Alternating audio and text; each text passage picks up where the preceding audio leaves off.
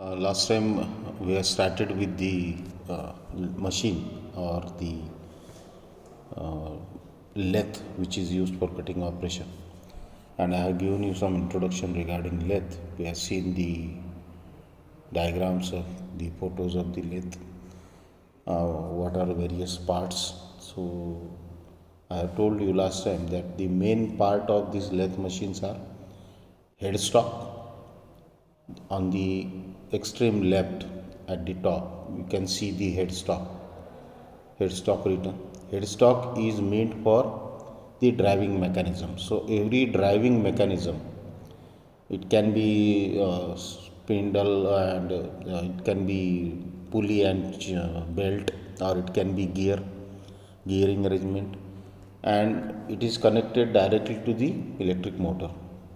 So power is given to the mechanism here. It can be gearing mechanism or it can be a belt and pulley mechanism, and the spindle is mounted on that, on the shaft. So spindle is rotated. On the spindle there are certain type of holding devices there. A holding device can be of uh, the choice of the operator, or depending on what sort of work you want to do. So usually, commonly, the chuck is used. We will see all the holding devices in lathe. What are various different holding devices we are using in lathe, that we will see. The chuck is mounted on the spindle, and in that chuck the workpiece is held. So वर्कपीसला त्या चकमध्ये पकडून ठेवतात, तो त्याच्यामध्ये fit करतात आणि त्याला गोल फिरवतात. So electric मोटरची जी पॉवर आहे, जी रोटेशन आहे, that is transferred through the gearing arrangement or the belt and pulley arrangement to the spindle. Spindle is rotated, and hence the chuck is rotated, and hence the workpiece is rotated, which is mounted on the chuck. So rotation of the workpiece will be there, so speed will be given to that. Then the second part is carriage. So जो middle portion आहे या डायग्रामचा, त्याच्यामध्ये दिसते आहे carriage. हे carriage जे आहे हे टूल याच्यावर माउंट केलेलं असतं. त्या टूलला it can move in any direction. It can move linear direction, on right, on left. It can move crosswise, or it can move, or it can adjust it at an angle. So it can be adjusted at any degree.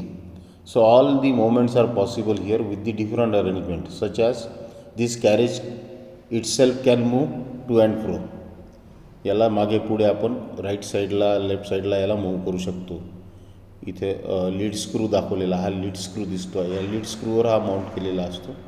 Bye rotation of lead screw this carriage can be moved forward or backward. त्याच्यानंतर हा cross slide आहे. इथे cross slide is for the moment of the tool post crosswise. याला perpendicular, हा आडवा फिरतो आहे, याला परपॅन्डिक्युलर आपल्याला उभं फिरवायचं. So that can move, that tool can be moved in that direction also. Then there is a compound rest. याच्यावर एक कंपाऊंड रेस्ट आहे. ती आपण कोणत्याही अँगलवर, कोणत्याही डिग्रीवर त्या टूलला आपण इन्क्लाइंड करू शकतो. So all the moments are possible. So this is the carriage which is basically meant for holding the tool. So tool post जो आहे, ज्याच्यामध्ये टूल आपला लागलेला आहे, हा टूल पोस्ट सगळ्यात वर, तिथे तो जो टूल पोस्ट आहे हा सगळ्या या अरेंजमेंटवर माउंट केलेला असतो. तिसरा पार्ट आहे तो म्हणजे डेड स्टॉक. याला आपण डेड स्टॉक म्हणतो किंवा टेल स्टॉक म्हणतो. Dead centre tail stock. आता इथं ड्रायव्हिंग मेकॅनिझम आहे, इथं हा टूल आहे. So this much is sufficient for cutting, आहे की नाही. टूल याला आणि वर्कपीस याला.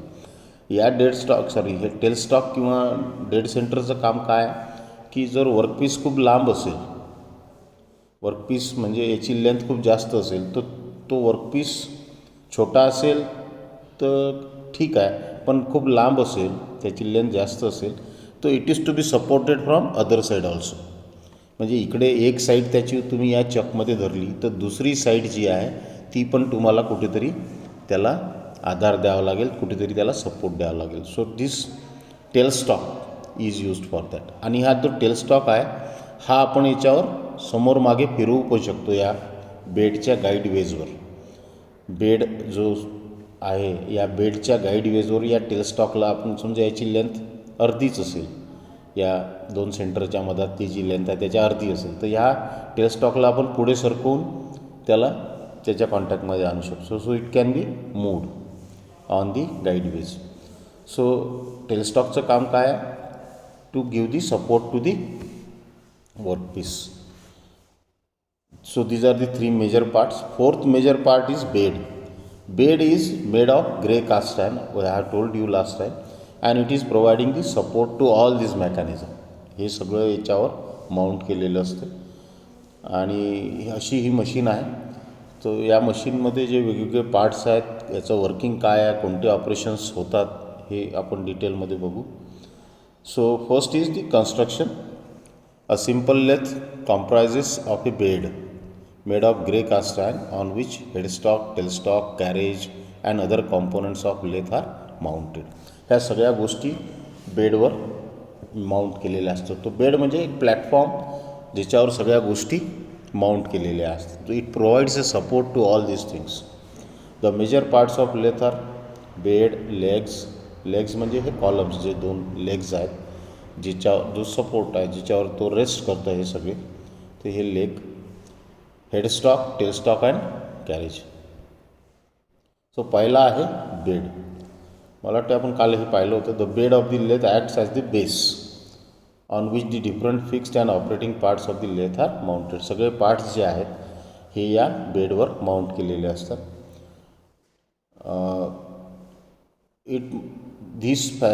The facilities to correct the relative location of fixed part and at the same time provides way to well guided and control movement of operating part. So बेडचं काम काय आहे की या सगळ्या पार्ट्स याच्यावर माउंट केलेले असतात. दुसरं की तो कुठं असला पाहिजे, तो कॅरेज आपल्याला समोर न्यायचा आहे, मागे न्यायचा आहे, तर त्याची जी मोमेंट आहे, किंवा टेलस्टॉकला समोर न्यायचा आहे, मागे न्यायचा आहे, त्याची जी मोमेंट आहे, या सगळ्याला बेडवरच गाईडवेज दिलेले असतात आणि त्याच्यावरच ते मूवमेंट होतं. So bed provides the relative location of the carriage, tool post, then the dead stock, that is the tail stock. ह्या सगळ्या गोष्टीची रिलेटिव्ह लोकेशन काय असलं पाहिजे हे बेडच्या सहाय्याने आपण करू शकतो adjust. It is very resist and robust construction. ते कारण मेटल कटिंग होणार आहे. सो मेटल कटिंग करताना खूप जास्त फोर्सेस ॲक्ट होतील.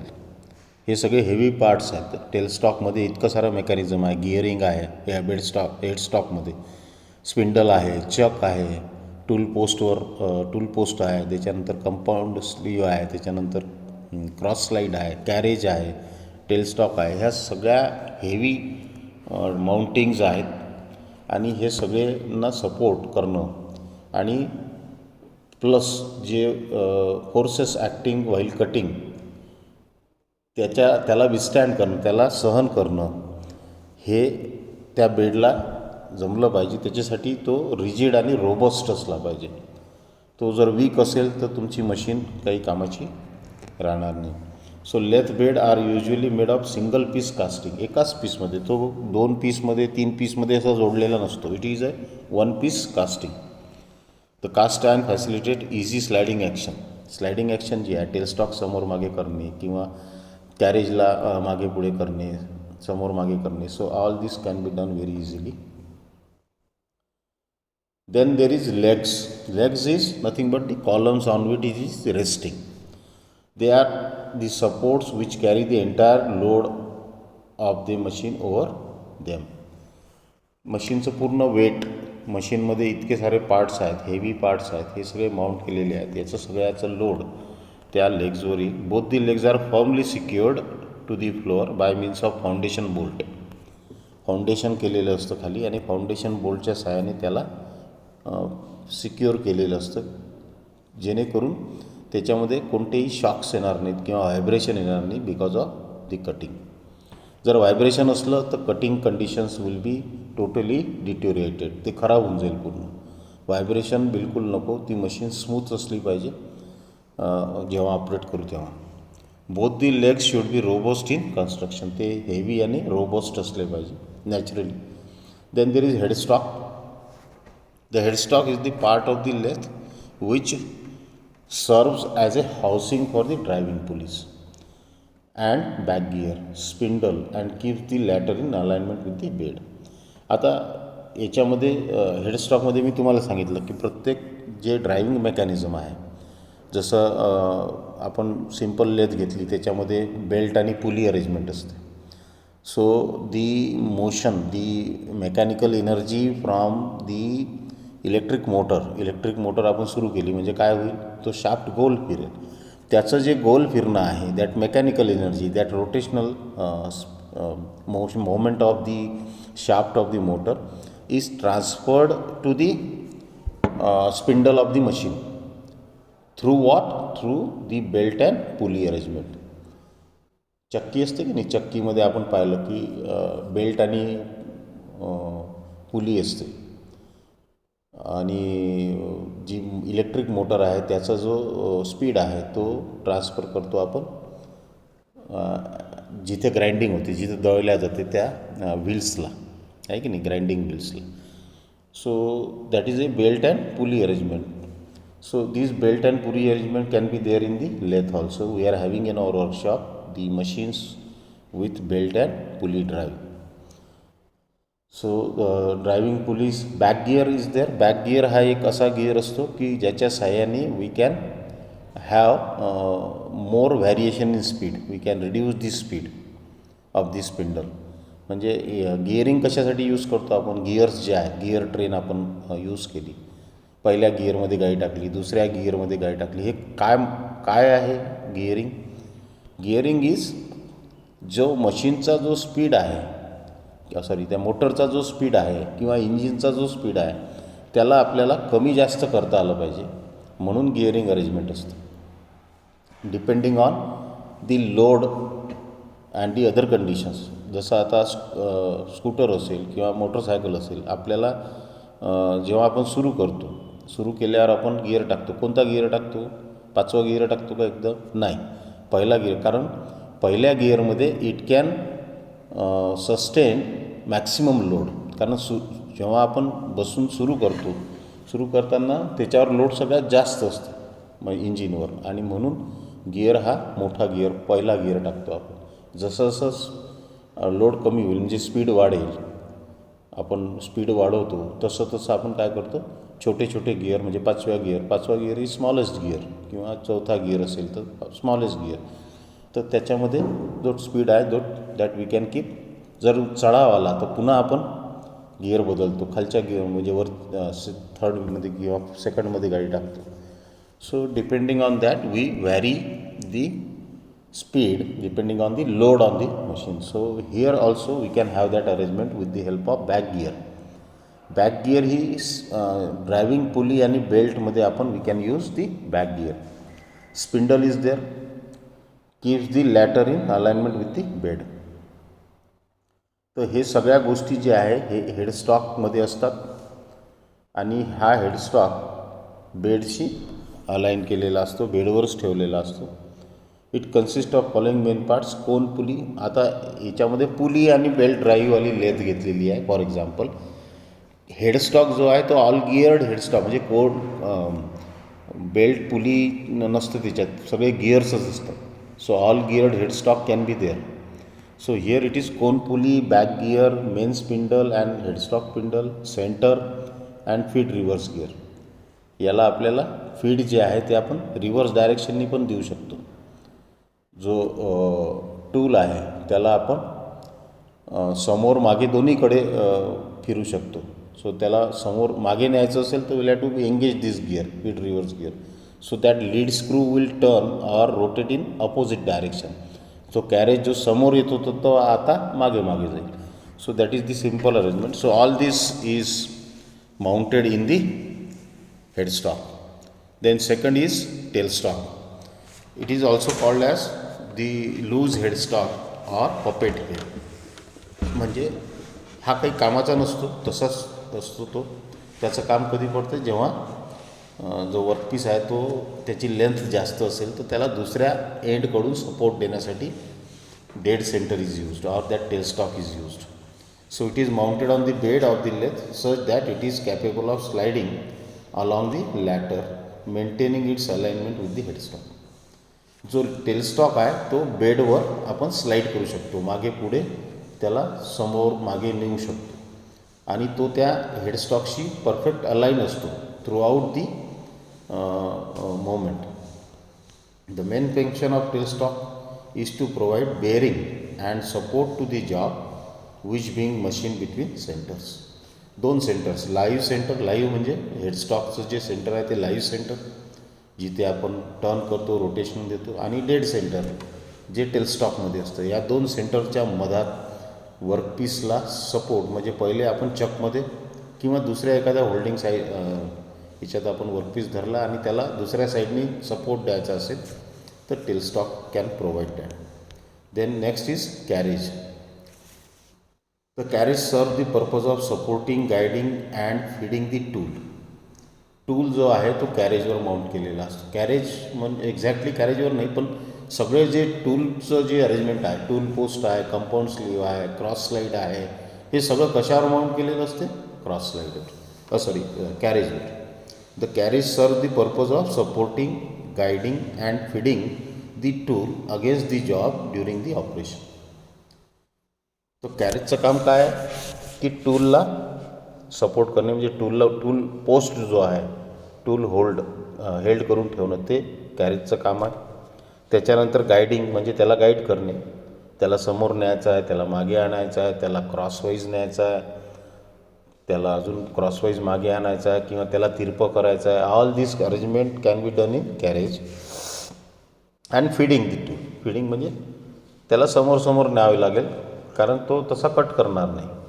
So all this can be done with the help of carriage. So त्याच्यामध्ये जे मेन पार्ट्स असतात ते असतात, पहिलं आहे saddle. It is that part of carriage which slides along the बेडवेज.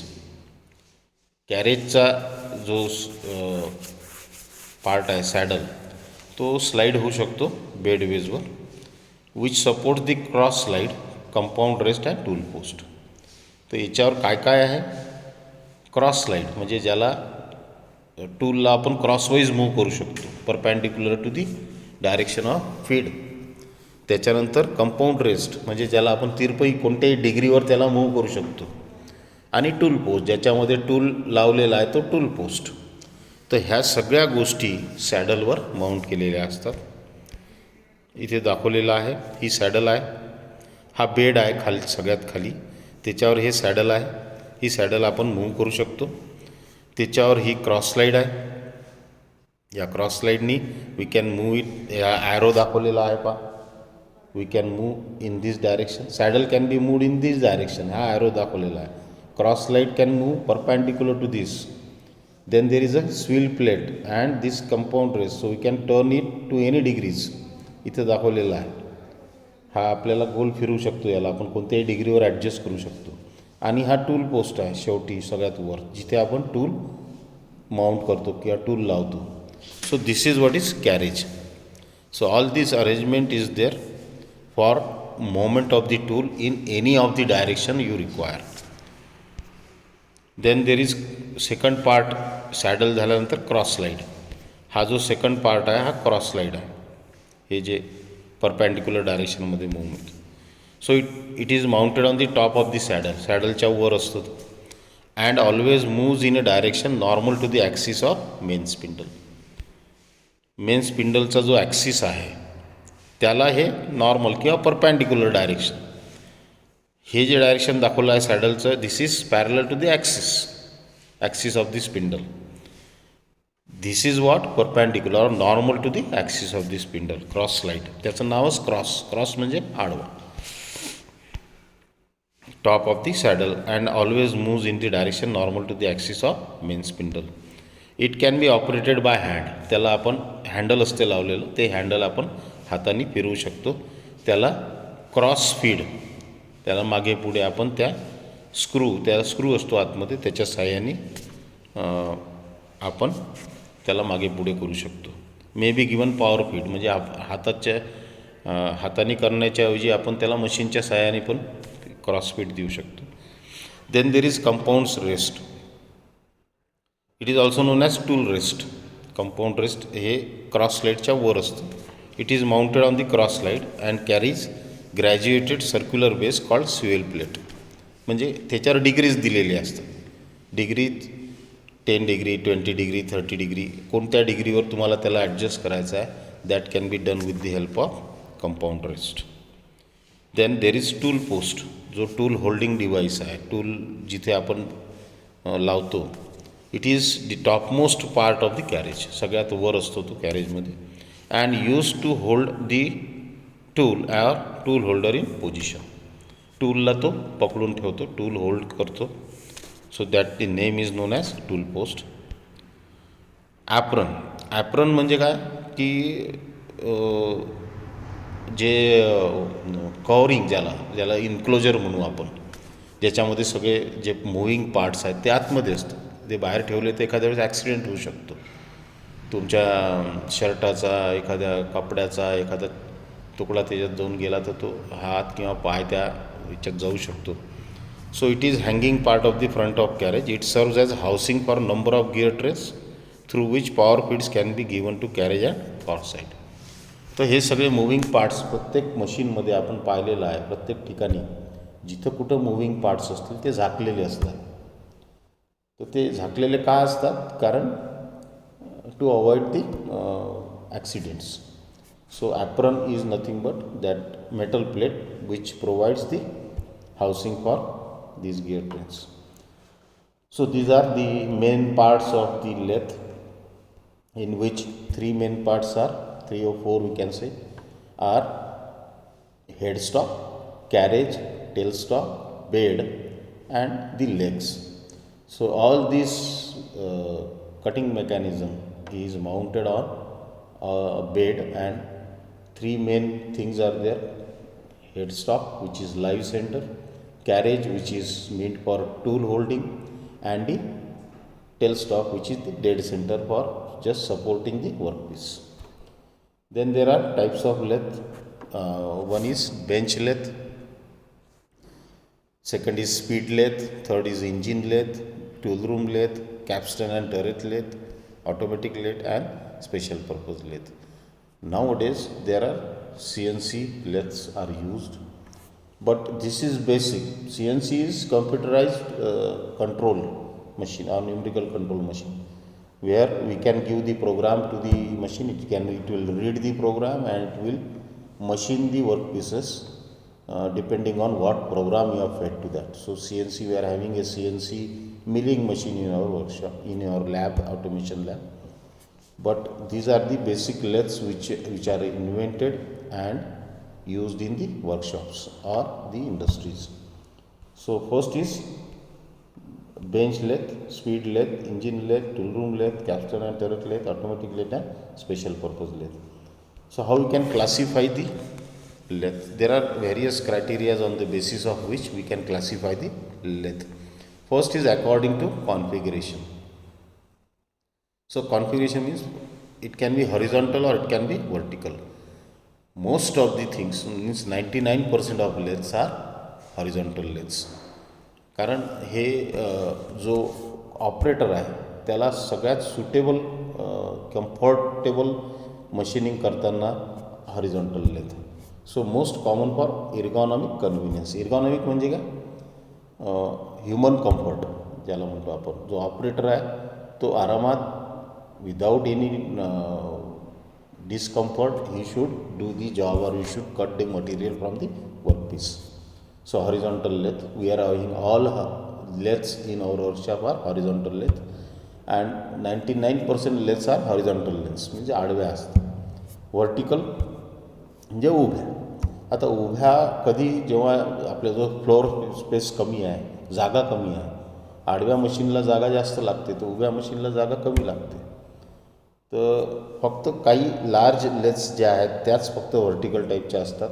मी अजूनही व्हर्टिकल लेथ पाहिली नाही कुठे. एवढ्या इंडस्ट्रीज मी पाहिल्या, पण never I have seen the vertical lathe. So all the lathe I have seen are horizontal lathe. CNC even they are horizontals. Nowadays in industries they are using the CNC lathes. So according to the purpose of use, general purpose, special purpose and single purpose. So general purpose are very versatile, where almost all possible types of operations are carried out. Say wide ranges of size, shape, materials of the job. म्हणजे त्याच्यामध्ये sir आपण पाहिलं की lathe ही अशी machine आहे की ज्याच्यावर almost all cutting operations we can do, and that's why it is called as mother of the machines. तर ह्या सगळ्या जॉब, सगळे ऑपरेशन्स, सगळे कटिंग ऑपरेशन्स या जनरल पर्पज मशीनवर होऊ शकतात. आणि ऑलमोस्ट कोणत्याही साईजचा, कोणत्याही शेपचा जॉब किंवा मेटल आपण त्याला कट करू शकतो, मशीन करू शकतो. जी सेंटर लेथ आहे ती जनरल पर्पज लेथ आहे. आपल्या वर्कशॉपमध्ये जितकेही लेथ्स आहेत त्या सगळ्या सेंटर लेथ्स आहे, and all they are general purpose. Then second is single purpose. Only one type of operation is done on limited ranges of size and material of the job. जसं फक्त facing करायचं आहे किंवा फक्त material cut करता येते, म्हणजे फक्त मटेरियल रिड्यूस करता येते, दुसरं ऑपरेशन करता येते. सो हेही मी कुठे पाहिले नाही सिंगल पर्पज. खूप स्पेशलाइज्ड वर्क असेल त्या ठिकाणी असेल सिंगल पर्पज. पण जेवढ्या लेथ्स आतापर्यंत मी पाहिल्या किंवा जेवढ्या लेथ्स असतील त्या सगळ्या जनरल पर्पज आहे. किंवा कोणतंही ऑपरेशन कटिंगचं आपण लेथ, इवन ड्रिलिंगसुद्धा आपण लेथवर करू शकतो. So special purpose is where a definite number and type of operations are done repeatedly over long time on a specific type of blank. Example gear blank machine. म्हणजे एखाद्या special purpose, म्हणजे एखाद्या particular operation जे खूप वेळा त्या इंडस्ट्रीमध्ये करायचं आहे, खूप मास प्रोडक्शन आहे आणि number of Times they are doing the same job. तर त्या केसमध्ये जनरल पर्पज मशीन जर असेल तर त्याच्यावर प्रत्येक वेळेस तुम्हाला नवीन वर्कपीस लावा, टूल ॲडजस्ट करा, याच्यामध्ये खूप वेळ जाईल. तो स्पेशल पर्पजमध्ये मास प्रोडक्शन, आता CNC मशीन्स आल्या, तर त्या एक पर्टिक्युलर ऑपरेशन आहे, तेच ऑपरेशन नेहमी करायचं आहे. तर त्याच्यासाठी एक सेटअप लावला, एक सेटिंग लावली की पटापट, म्हणजे जो टाईम आहे तो प्रोडक्शन टाईम आहे किंवा मशीनिंग टाईम आहे तो कमी राहील. So special purpose machines are used only when the definite number and type of operations are done repeatedly, एकसारखे over a long period of time. खूप दिवसांसाठी आपल्याला एकच जॉब करायचा. जसं गिअर ब्लँक मशीन, गिअरचं जे ब्लँक आहे म्हणजे ज्याच्यापासून गिअर बनवतो आपण, त्याचं मशीनिंग करायचं आहे, तर that can be done on the special purpose machine. Then according to size and capacity. So this will see in the next video.